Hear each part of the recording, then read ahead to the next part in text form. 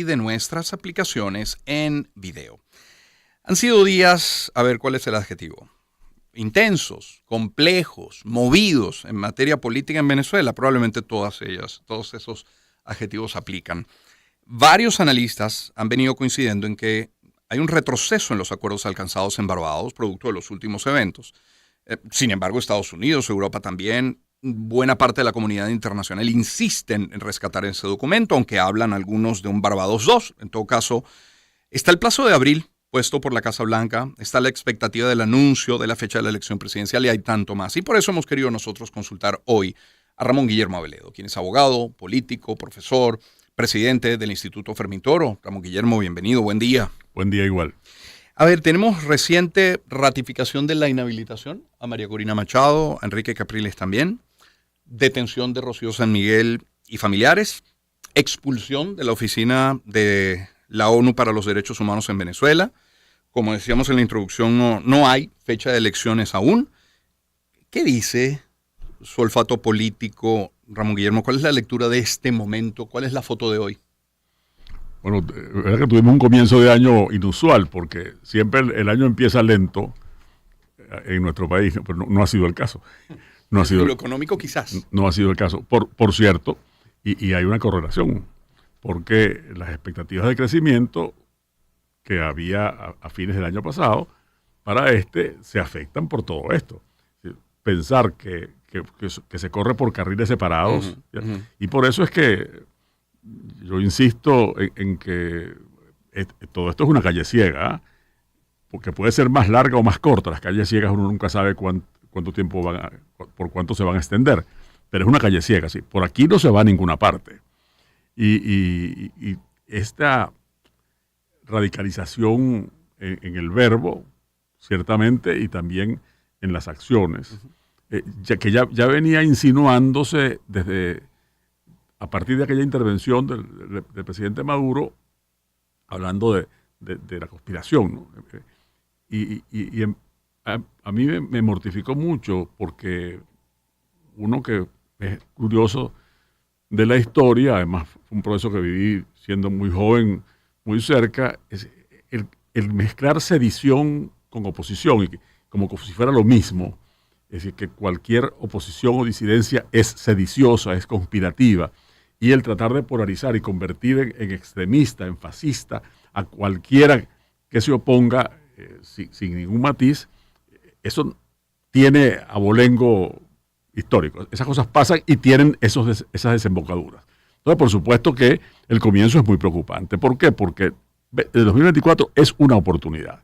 Es una oportunidad constitucional para que haya en el país una normalización de la vida política que ayude a la normalización en otros ámbitos de la vida nacional. Y que si esa no se produce, la normalización posible en otros ámbitos va a ser mucho más difícil, mucho más costosa, y en algunos casos pues no va a ser posible, porque la confianza es un recurso natural no renovable. Se va perdiendo y recuperarla es muy, muy difícil. Entonces, bueno, yo no creo que estén muertos los acuerdos de Barbados, no lo están para los actores, por cierto. Hay inclusive los que están en la actitud más dura, que es la gente del gobierno, han dicho, bueno, están en terapia intensiva, están en situación muy grave, están a punto de morir, pero no tienen que estar muertos, porque nadie quiere cerrar esa puerta. Claro. Y también en la oposición y, por cierto, en la comunidad internacional. Y digamos que este momento en el que estamos requiere de parte de todos los actores mucha serenidad en el juicio para evitar equivocaciones con costos mayores. Es evidente que las medidas que se han dictado son abiertamente inconstitucionales. Yo creo que en el caso de la candidatura de María Corina, yo no creo que esa decisión, por cierto, rarísima del Tribunal Supremo en cuanto a la formalidad, sea el final. A lo mejor o a lo peor. Es decir, quizás a precio de hoy lo más probable es que se nieguen radicalmente a habilitarla, pero yo no creo que ese sea un capítulo cerrado, porque hay acontecimientos que se están moviendo.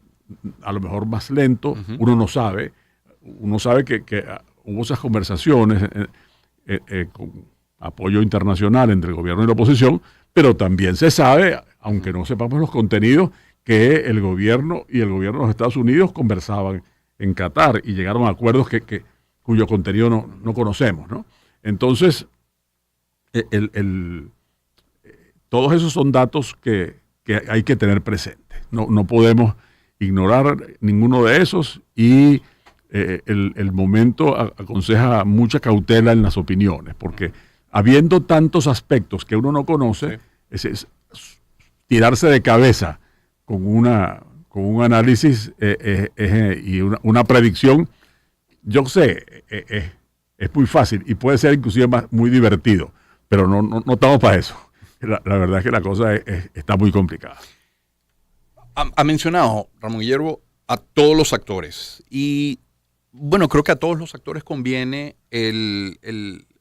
la mejor elección posible. Sí. A todos.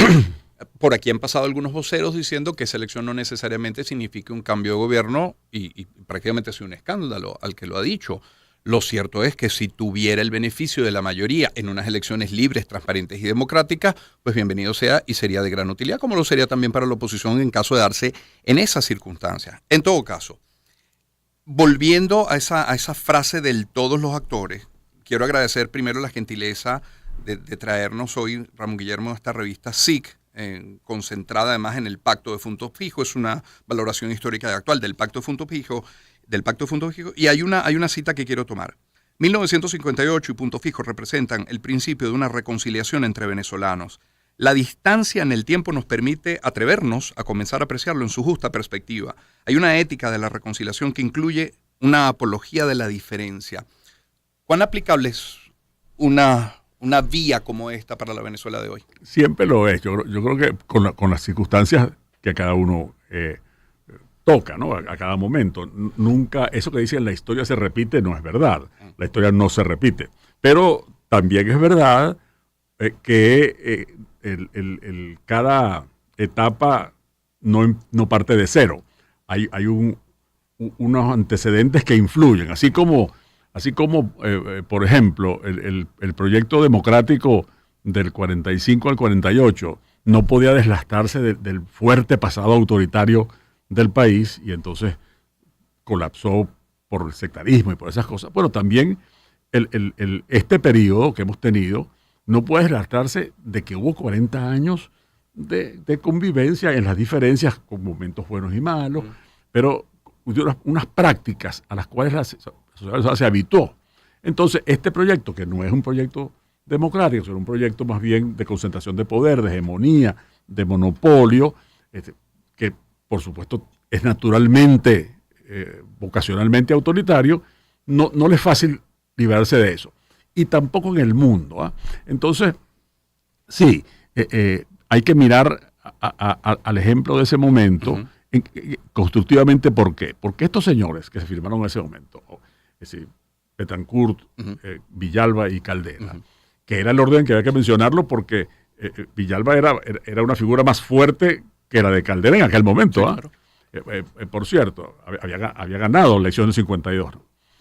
Entonces, esos señores no eran unos panas que se sentaron y, bueno, vamos a repartirnos esto, porque ahora somos socios, cayó la dictadura y somos socios. No era así. ¿Y a qué llegaron a acuerdo? Uno, mira, aquí es importante que el que gane las elecciones sea respetado. Aquí hay muchas cosas que hacer y tenemos que hacerlas juntos, entonces vamos a hacer un gobierno juntos. Convengamos las reglas para eso. Pero sobre todo garanticemos que haya alternancia, que se respeten los resultados, que se respete la ley y podamos estabilizar al país. Y ese acuerdo que duró en la práctica, no duró 5 años, no duró 5 años el acuerdo, sin embargo produjo una etapa de estabilidad de 40 años, que hasta ahora es la etapa más larga de estabilidad en paz y en libertad que hemos tenido los venezolanos. Entonces, bueno, un momentico, eso hay que mirarlo. No era la primera vez que se intentaba en Venezuela y otras habían fracasado. Y a eso me refiero también. En el siglo XIX habían fracasado otros intentos, en el mismo siglo XX. Entonces, ¿qué tuvo de distinto? Que estas personas se empeñaron en cumplir su palabra. Aprendieron de la experiencia y dijeron, caramba, así no podemos seguir. Así como estamos equivocados. Vamos a ver cómo hacemos. Y de ahí en adelante se empeñaron en cumplir su palabra. Al punto, inclusive, cuando URD y Villalba se retiraron del gobierno, sin embargo, se siguieron aprobando los presupuestos, impidiendo que el país se paralizara, que no funcionara. Pasaron a la oposición y la oposición tuvo mayoría en la Cámara de Diputados y fueron elegidos una vez el doctor Ledesma y otra vez el doctor Arcaya como presidentes de la Cámara. Sin embargo, siguió el ritmo del país, es un país donde había violencia, intentos de golpe de Estado, violencia guerrillera, bueno, y se pudo. Entonces, claro que hay un aprendizaje, porque ¿qué es lo más importante de eso, Román? Que esos acuerdos, esa inteligencia, esa madurez, no es una cosa que podemos ver solamente en otros países, también ocurrió aquí. No es que estos eran unos santos y todo esto fue un periodo perfecto, no, esa no es la lectura. La lectura es que, mira, aquí es posible, en este mismo país, con esta misma sangre, con esta misma cultura, con esta misma mezcla de razas, esta manera de ser venezolana, es posible acordarse. Que por lo demás ocurre en todos los ámbitos de la vida. ¿Sí? Los venezolanos somos más propensos a pasar la página, más propensos a no tener rencores transgeneracionales. ¿Eso habrá cambiado? Mira, parcialmente sí, seguramente, pero nunca en la esencia, porque hay una cosa que es como el alma del país. Y tú lo ves en las bases, lo ves con lo que pasa en las comunidades. Hoy en día la crispación política en las comunidades es mucho menor que en otros tiempos. Y el hecho de que 8 de cada 10 venezolanos quieran cambio, te indica que, bueno, resulta que buena parte de esos 8 tienen que ser gente que haya votado por Chávez y por Maduro. Pues si no, ¿de dónde salieron? No es que nacieron ahora. ¿Eh? Claro. Entonces, bueno, y cuando tú hablas con la gente en las comunidades, o están hablando de los problemas del agua, los problemas de la luz, de las cosas que habla la gente, por cierto, que no aparecen en la agenda pública misteriosamente, esos temas de los que habla la gente, bueno, te das cuenta que se han convencido de que, bueno, si es verdad, él es chavista y yo soy opositor, pero aquí tenemos que entendernos en esto, para estas cosas. Es decir, la gente comprende con mucho mejor sentido allí las cosas. Eso también es así. Entonces yo en ese sentido, no es que sea, yo no soy de esos optimistas panglosianos, tú sabes, que piensan, bueno, ya está, ahora todo, agárrese de las manos como la canción. No, yo soy como Serrato, un pesimista esperanzado. Yo sí, claro, comprendo las dificultades, que son muchas y muy grandes, y las de este momento me preocupan mucho porque me aterra el tema de la calle ciega. Así que aquí hay un camino, que es el camino constitucional, democrático, que es largo, que es incierto, que va a tener momentos más lentos, que los ha tenido, momentos que no sabemos qué va a pasar, que nadie puede garantizar el desenlace, pero es un camino. Lo otro es una calle ciega. Utilizando la metáfora de la calle ciega, es Ramón Guillermo de Bello que nos acompaña. Cuando uno entra con el vehículo en una calle ciega, tiene 2 opciones. O dar marcha atrás, es decir, un retroceso, o si la calle ciega es lo suficientemente ancha, dar la vuelta y salir, pero de frente. Sí, cuando en la calle ciega, o te quedas ahí, o te devuelven. Bien sea retrocediendo o dando la vuelta, pero hay que devolverse. ¿A dónde? No puedes seguir para buscar el camino. Y la búsqueda del camino para salir, porque estamos en una disyuntiva, porque 2024, y vuelvo al punto de la elección creíble a la que tú te referiste. ¿Sí? ¿Qué es una elección creíble? Una elección en la que todos los actores respeten el resultado. Porque tengan motivos para eso. Es decir, porque no es que van a respetar el resultado porque un día amanecieron y tuvieron una epifanía y dicen, chicos, caramba, respetemos el resultado de aquí para adelante. No, tiene que tener razones para respetar el resultado, fundamentos. Y de eso es que deben estar hablando. Eso es lo lógico, que hablen los políticos que tienen la responsabilidad de producir soluciones, porque es su trabajo, es su tarea. Para eso escogieron esa vocación. Y es lógico que el país se los exija. Entonces, esa elección creíble, que puede resultar, yo quiero que resulte un triunfo de la oposición, creo que lo que más le conviene al país, pero también estoy cierto de que esa elección es creíble en la medida en que se desarrolle en unas condiciones que nacional e internacionalmente sean aceptadas. El 18 no pasó y mira tú lo que hemos tenido. Ha aumentado la pobreza, ha aumentado la desigualdad, ha aumentado los venezolanos que se van del país. Todo eso puede acentuarse o puede empezar a corregirse en la medida en que seamos capaces de cambiar el rumbo. Voy a volver al tema económico. Y alguien dirá, pero bueno, con Ramón Guillermo Aveleo lo económico. Sí, porque no hay un divorcio, como decía hace un instante, entre lo económico y estos antecedentes políticos que hemos hablado de este inicio de año. Y efectivamente habría que coincidir con Ramón Guillermo que había una expectativa de mejora para este año 2024. Ojalá se cumpla. Sí, en todo caso, ojalá. Cerramos 2023 y arrancamos este 2024 con esa expectativa. Bueno, parece que se va trancando el juego en lo político. ¿Eso nos habla de cuál es la prioridad para el Ejecutivo, para el gobierno? Sí, yo creo que sí, por lo menos por ahora. El gobierno tiene la idea probablemente de que si sale de esta con bien, es decir, se mantiene en el poder, después podrá ir atendiendo las otras cosas, ¿no? Tengo la impresión. Y que el mundo y el país se van a conformar y van a terminar aceptándolo. El problema es que yo creo que subestiman su mala reputación internacional y su descrédito nacional. Subestiman esos datos, que son datos duros, muy fuertes, que indicarían que tienen que cambiar. Nosotros, como tú sabes, en el instituto, nosotros nos dedicamos a formar a los electos, o sea, a los concejales, a los legisladores, a los diputados cuando están dispuestos a venir a nuestros cursos. Pues es que hay gente que sabe mucho y que no es tan interesada en cursos. Pero, y este año vamos a ir, este año inclusive vamos a empezar, Román, con un programa pensando como hay elecciones parlamentarias y concejales en 2025, vamos a trabajar aguas arriba formando a los eventuales potenciales candidatos del mundo partidista y del mundo social civil. Y los que quieran venir, vienen. Yo he tenido ya alumnos del PCV en cursos en Monagas, en Carabobo y en el Zulia, por cierto, abiertamente. Los legisladores todos, de uno y otro lado, se sentaron juntos en un curso, en un fin de semana. Pero justo con eso, hemos dicho un momentico, hay que ver cómo se hace con el debate para que el debate se refiera a los temas sustanciales. Claro. Y entonces hicimos esta coleccioncita alternativa que se publica en la web, pero gratis, pero que además hacemos unos libritos aparte para los amigos, como sabes, para las bibliotecas, para las universidades, para los gremios. ¿Que trata de qué? Oye, un momentico, vamos a ver qué cosas se pueden hacer. Porque nosotros no somos de la idea de que para que todo cambie, tiene que cambiar todo de una vez. Es decir, no, vale, vamos a ver si podemos ir cambiando alguna cosita, cambiémosla. Entonces, fíjate tú, tú tienes en la mano el de la economía. Sí.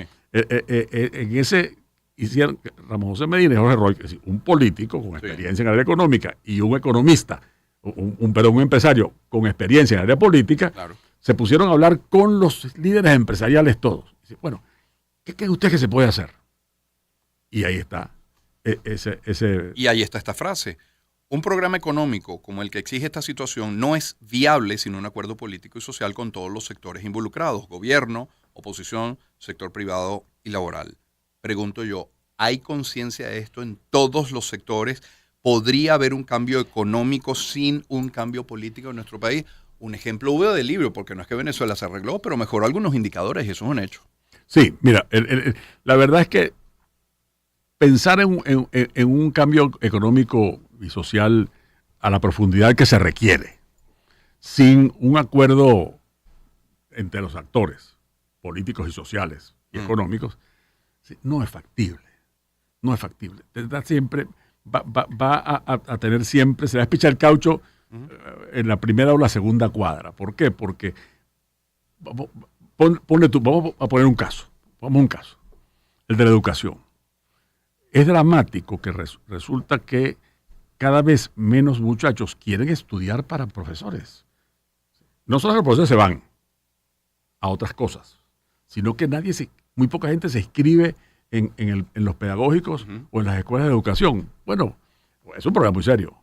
Y es un problema muy serio, además, que en la educación pública, la pública, el promedio de clases a la semana, mira, 2 días. 12-5, sí, así es. Eso es, esto está estudiadísimo. Es un problema muy serio.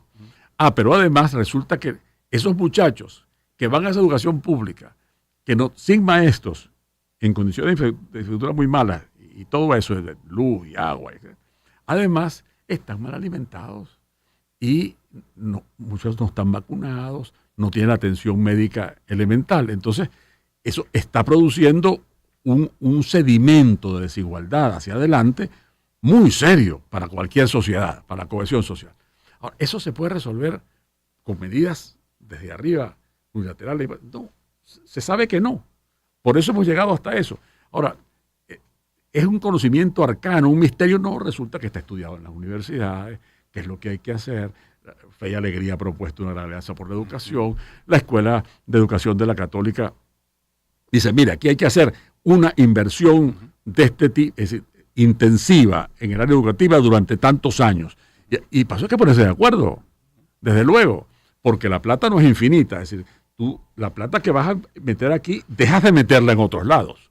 Entonces, si para tú meterle a la educación lo que necesita, tienes que tener un acuerdo sobre, oye, hay otras aspiraciones que hay que postergar, porque en esa se nos va la vida, se nos va el futuro de la sociedad toda, y no solo de esos muchachos que son desgraciadamente muchos. Entonces, ese es un ejemplo. Y así en cada uno de los casos. Nosotros hicimos eso sobre el mundo empresarial, económico, pero le preguntamos a los trabajadores también, ¿y qué habría que hacer? ¿Qué habría que hacer? Porque a nosotros nos preocupa la debilidad, la dispersión del movimiento sindical, que es un problema de desequilibrio social, porque así como con todos los problemas que tiene el mundo empresarial, sin embargo, ha mantenido su institucionalidad, eligen regularmente sus liderazgos y los han renovado. Bueno, en el mundo sindical no pasa eso. Entonces, oye, ¿qué hacemos con eso? Entonces, le preguntamos a gente muy variada del mundo sindical, opiniones distintas. Les preguntamos sobre qué habría que hacer. Y no, hicieron una publicación. Y encontramos, por cierto, que hay, mira qué interesante, la gente de Atraem, empresariado popular, hizo un acuerdo con Fede Cámaras. Y tienen un pacto que está ahí en el librito. Oye, ¿cómo hacemos para promover esa propiedad privada popular? Ese mundo de los emprendimientos. ¿Cómo hacemos para fortalecerlo? ¿Qué hay que hacer? Mira, ahí está. Entonces, hay muchas... lo que hay es que poner estos temas en el centro de la agenda pública para que la agenda pública adquiera significado. Y eso es otro ejemplo de Punto Fijo. Punto Fijo tenía el pacto político y un programa mínimo de gobierno que acordaban los partidos. Esto lo vamos a hacer independientemente de quién gane. Nos comprometemos todos a ayudar en eso, para que eso sea así. Me voy a remitir de nuevo. Tengo los 3 libros de la colección alternativa sobre la mesa: Un estudio del turismo en Venezuela, Ideas desde el trabajo, y La economía venezolana, realidad y posibilidades, que fue el que leí el fin de semana. En el capítulo 5 dice, o plantean, plasman en blanco y negro, las propuestas desde las instituciones gremiales para el impulso y desarrollo de los sectores productivos de industria, comercio y servicios. Cuando uno habla con los líderes sindicales, gremiales, con grandes agrupaciones como Fede Cámaras, con Industria, con Comercio, dice, bueno, mira, hay puentes, mira si hay comunicación, mira si nos escuchan, de hecho llegan a estar de acuerdo en algunos de nuestros planteamientos. Pero me voy ahora a la introducción de este mismo texto cuando dice, y cito, lo decía Mounier, una cosa es adaptarse a la realidad y otra instalarse en ella. Algunos se sienten muy cómodos o parecen sentirse muy cómodos con el status quo. Eso es colaboracionismo, es realismo, es subsistencia, ¿es qué? Seguramente habrá de todo eso, ¿no? Seguramente depende de las personas. Ahora, hay gente que se siente cómoda, efectivamente, y hay gente que dice que se siente cómoda. Porque también hay que pensar lo siguiente. Cuando hay un librito mío que fue particularmente exitoso hace unos años, llamado El Dictador. Y recuerdo que en la presentación, me gusta decir, mire, ¿cómo sabe uno? Porque me preguntaban mucho, no sé si alguna vez tú mismo me preguntaste, en aquel momento, ¿no? Porque tenemos mucho tiempo ya. Ujú.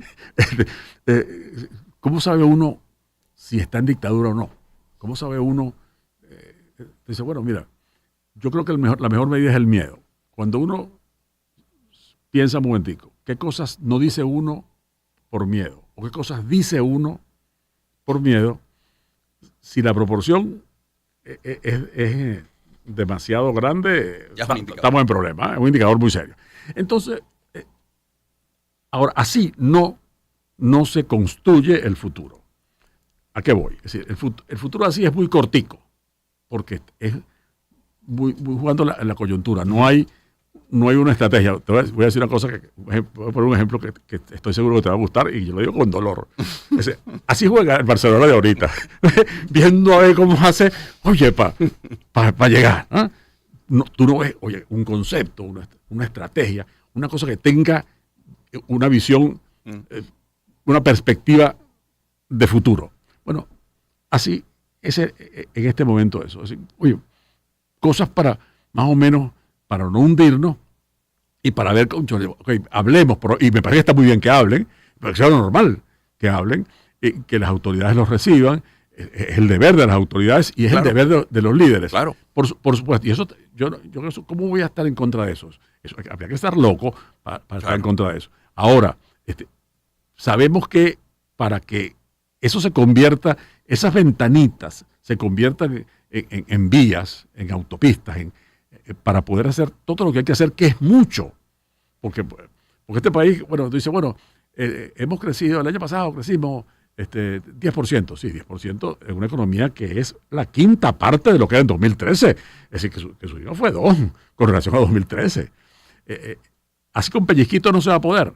Vamos a tardar muchísimo mientras los demás siguen avanzando, mientras los demás siguen creciendo. Sí, yo en estos días que hice una escala en Bogotá, viajé a través de Bogotá a otras partes, y entonces cerca del hotel caminé, que era una zona de empresas de tecnología, cerca del aeropuerto, estaba un hotel cerca del aeropuerto, salí a caminar, y me di cuenta que cuando empiezo a ver, un Silicon Valley. Parecía Silicon Valley. Exacto. En Bogotá, a una hora de avión. Exacto. Hora y media. Hora y media de avión.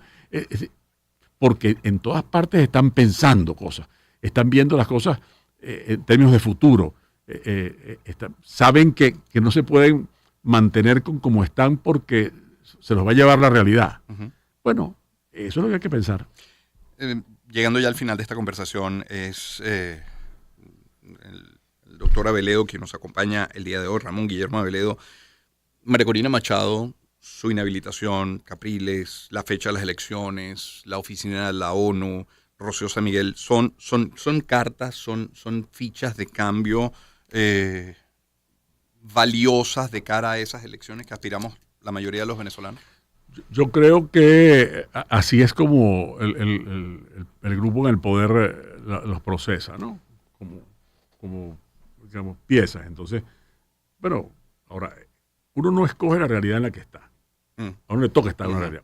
Lo que uno escoge es lo que uno debe hacer en esa realidad. Y en eso, para mí, digamos, hay 2 líneas que son clarísimas. Línea 1, 2024 es una oportunidad que no podemos desaprovechar para empezar a normalizar la vida del país, la política y, por supuesto, como consecuencia, todas las demás. Esa oportunidad, es decir, línea 1. Línea 2, la legitimidad para encabezar el cambio político incumbe a María Corina Machado. Ella ganó la elección primaria, que es la elección por la cual yo abogué, yo como ciudadano, que no, aquí hay que resolver la candidatura por alguna elección, porque por un acuerdo no va a ser posible, además no va a tener la misma fuerza. A ella no solo es mi candidata, yo no voté por ella en la primaria, pero obviamente ganó dentro de las reglas y es mi candidata, por lo tanto. Uh-huh. Entonces, a ella incumbe no solo la candidatura, sino también la responsabilidad del liderazgo de este momento. Y ella ahí le toca un papel, claro, que como sabemos es difícil. El más difícil de todos, es exigente, el más exigente de todos, porque las responsabilidades, es decir, las exigencias, las dificultades son proporcionales a tu responsabilidad, al peso que tienes. Entonces, y yo no voy a decir nada que eso lo debilite. Tengo que confiar en que allí va a haber suficiente sindéresis y lógica y comprensión de la realidad. Y por supuesto, hablar con mucha gente. Hablar con mucha gente de la política y de fuera de la política. Es decir, ¿por qué? Porque se trata de que queremos que sea presidenta de todo el país, porque es necesario. Porque esta experiencia que hemos vivido de presidentes que no son presidentes de todos y que además lo dicen, se ufanan de ello, nos ha traído estos resultados. Necesitamos, y esa es la vocación natural que ella tiene, que sea presidenta de todos los venezolanos. Bueno, para poder llegar a ser presidenta de todos los venezolanos, como yo quiero que sea, bueno, tiene que hablar con todos los venezolanos y conversar con todos los venezolanos y ver cómo le consigue la vuelta a esta situación tan difícil, para lo cual sin duda tendrá apoyo. Ramón Guillermo, tanto la revista SIC como estos 3 libros de la colección alternativa, Un estudio del turismo en Venezuela, Ideas desde el trabajo y la economía venezolana, realidad de posibilidades, ¿dónde se pueden conseguir? ¿En digital o en físico? En la página, están abiertos, la edición es digital. Hay muy pocos libros físicos porque son para las bibliotecas. Qué bueno. Es digital, completamente gratis, se puede bajar por la página www.fermintoro.net. Okay. En esa página entras a la biblioteca y ahí está, y los descargas enteros. Esos y todos los libros que nosotros publicamos, que son circulación gratuita. Y en el caso del turismo, te pongo un dato. Poler, el experto en turismo que hizo el libro, estudió además 2 políticas públicas de turismo exitosas en el mundo. La de España y la de Cuba. Dijo, mire, estos están haciendo esto. ¿Y por qué no miramos para ver qué de esto se puede hacer aquí? Porque no es una cosa de verla con un prejuicio. Claro. No, tú sabes, claro. No se puede hacer así porque esta es una política de turismo capitalista. Entiendo. O esta es una política de turismo comunista. No, vale. Vamos a ver. Sí. Ramón Guillermo, gracias por acompañarnos esta mañana. A ti. Ramón Guillermo Avelledo, abogado, político, profesor, presidente del Instituto Fermín Toro. Recuerde, fermintoro.net. 7:42. Vamos a escuchar algo de buena música y de inmediato seguimos. Esto es de Dion Farris, el tema. Empezamos el año en su compañía. Circuito Éxitos. Caracas, Maracay, Puerto La Cruz, Puerto Ordaz, Barquisimeto, El Vigía, Guarenas, Guatire, Mérida, Táchira, Margarita, Maracaibo, Maturín. Circuito Éxitos. Melodías de siempre. Sonidos